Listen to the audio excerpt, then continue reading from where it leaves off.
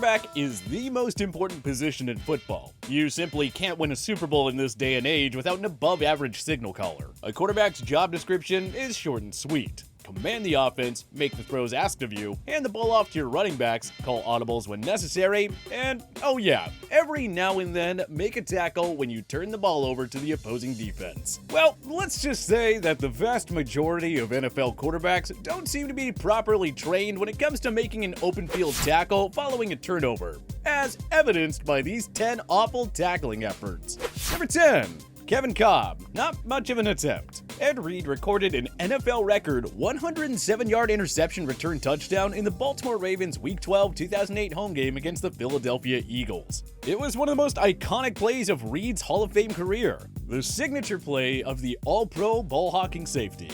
But often lost in this epic and unforgettable 107-yard pick six is the lackluster tackle attempt by Eagles quarterback Kevin Cobb. No, he wasn't going to beat Reed in a foot race, but you'd like to see a better attempt to stop the guy here. Reed needs one more block. To think that if Cobb tried just a little bit harder, Reed's record-setting play wouldn't have even happened here.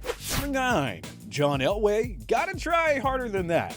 Denver Broncos legend John Elway was one of the first ever dual-threat quarterbacks. Before his arrival in the NFL, there were very few signal callers whose speed had to be accounted for by opposing defenses. For as fast as Elway was compared to most other quarterbacks in his era, the man was not a very good tackler, at least not on this occasion. Elway's Broncos visited the New York Giants in Week 12 of the 1986 campaign, a preview of Super Bowl 21 later that season. Speaking of previews, the Giants defense gave Mr. Elway one when George Martin picked him off and easily got away from his tackle attempt on this 78-yard pick six. The Giants won that game 19-16, and they went on to crush the Broncos in the Super Bowl as well, 39-20. Elway was picked off once and sacked 3 times in the big game. And that's the Super Bowl preview we were talking about earlier.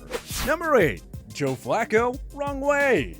The Baltimore Ravens hosted the Cincinnati Bengals in Week 17 of the 2017 season. This turned out to be one of the most unforgettable Week 17 clashes in recent memory, with Baltimore needing a win to reach the postseason. On the other hand, a Bengals win would send the Buffalo Bills to the postseason for the first time in 18 years. Well, the good news for Bills and Bengals fans was that Baltimore quarterback Joe Flacco had a pretty off game. This interception you're about to see wasn't Flacco's fault, but the ensuing tackle effort by number 5 was hardly spectacular. Nice try, Joe. Oh, and the Bengals wound up winning 31-27 on Tyler Boyd's last-minute touchdown. But you can argue that Flacco's tackle attempt on Darqueze Dennard was even more painful to watch. Number 7, Matt Hasselbeck. We want the ball and we're not going to tackle. The Seattle Seahawks visited the Green Bay Packers in the 2003 NFC wildcard round. Regulation solved nothing, with the teams tied 27 all after 4 quarters. This game will be best remembered for the bold claim Matt Hasselbeck made after Seattle won the coin toss, when Hasselbeck said, "We want the ball and we're gonna score." In a way, Hasselbeck turned out to be somewhat right. He did throw the game-clinching touchdown on that drive. The only problem? The pass went to Al Harris of the Packers. And if that wasn't embarrassing enough, pay close attention to Hasselbeck's brutal effort on the tackle.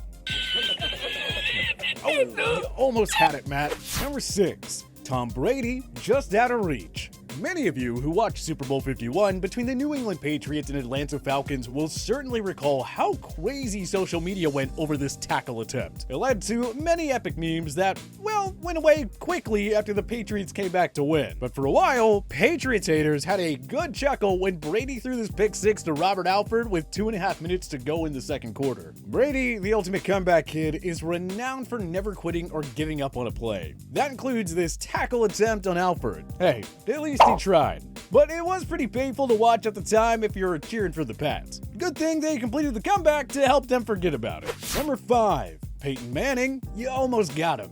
Peyton Manning may be the most dangerous and efficient pocket passer of all time. The 5-time MVP and 2-time Super Bowl champion retired as the leader in passing yards and passing touchdowns after all. That said, and we have to be perfectly blunt here, the Sheriff is also one of the absolute slowest signal callers to ever grace the gridiron. He'll be the first one to tell you that. I mean, the guy only had 667 career rushing yards. Anyway, back to the whole tackling thing. Manning's Broncos visited the Oakland Raiders in Week 10 of the 2014 season. And though this wound up being a blowout in favor of the visitors, there was one rather forgettable play involving number 18. In the second quarter, Manning threw an interception to defensive end Justin Tuck. The former had a couple of seconds to make a clean, easy tackle, but he hesitated for a moment before going in for one of the absolute worst tackle attempts ever. At least the Broncos went on to win 41-17, and Manning tossed 5 touchdowns in the contest. That's one way to make up for such a woeful tackling effort. Number 4, Russell Wilson, slide to the left. Seattle Seahawks quarterback Russell Wilson is one of the fastest and most athletic quarterbacks in NFL history. If there's one quarterback whom you would have to pick to make an open field tackle, it's hard to think of many better options than Wilson. On second thought, maybe not. Wilson's Seahawks visited the Chicago Bears on Monday Night Football in Week 2 of the 2018 season. Trailing by a touchdown with 6.5 minutes to go, Wilson threw a costly interception to Prince Amukamara. Number 3 was the last man back with a chance to stop Amukamara from reaching the end zone. But as great as he is, Wilson deserves 0 praise for this tackle attempt. Now, in comparison, let's take a look at how Wilson's teammate DK Metcalf chases down a guy following an interception. Different receivers, and this time he lofts runners. Baker out in front. Can Metcalf track him down? Can he chase him down? That is how you tackle, Russ. Number 3, Peyton Manning. Get him next time. Whenever Manning threw an interception, it wasn't only bad news in that his team had turned the ball over, but also because there was often a good chance that it would be a pick 6, since he wasn't exactly fast enough to catch up with the defensive player who intercepted him. Take, for instance, the unforgettable Monday Night Football game between his Denver Broncos and the San Diego Chargers in Week 6 of the 2012 season. Late in the third quarter, Manning forced a quick pass and was intercepted by Quentin Jammer, who had 2 blockers in front of him. Desperate and rather helpless, Manning tried using his shoulder to tackle Jammer, but he wasn't anywhere close and Jammer took it to the house. Well, for what it's worth, the Broncos erased a 24-0 halftime deficit and rallied for 35 unanswered points to pull off the thrilling comeback. That's one way to get people to forget about your embarrassing attempt at a tackle. Number 2. Tom Brady, not exactly close. The New England Patriots have to be forever thankful that Brady rarely threw interceptions in the red zone, because when he's the last person to make a tackle, it's rarely ever a good thing for his team. Well, Brady made one of those rare mistakes when his Patriots hosted the Philadelphia Eagles in Week 13 of the 2015 season. Facing a 3rd and goal situation midway through the third quarter, Brady forced a pass to Danny Amendola in double coverage. Eagles safety Malcolm Jenkins caught it on the bounce and sprinted his way downfield with only Brady to beat. Jenkins easily got past the diving Brady and took it 100 yards for the touchdown. The Eagles went on to win 35-28, so Brady's pick 6 and his lackluster tackle attempt made quite the difference here. Number 1, Phillip Rivers, at least you tried. This, folks, is the one that inspired us to create this list. Phillip Rivers may not have all the records, MVP awards, and Super Bowls compared to the other great quarterbacks of his era, but few of them are as entertaining from a personality standpoint. He's one of the most animated characters in the NFL. His facial reactions have spawned so many great internet memes. Also, is there anybody who's more hilarious while they're mic'd up? Rivers has built up his persona where just about anything he does is hilarious.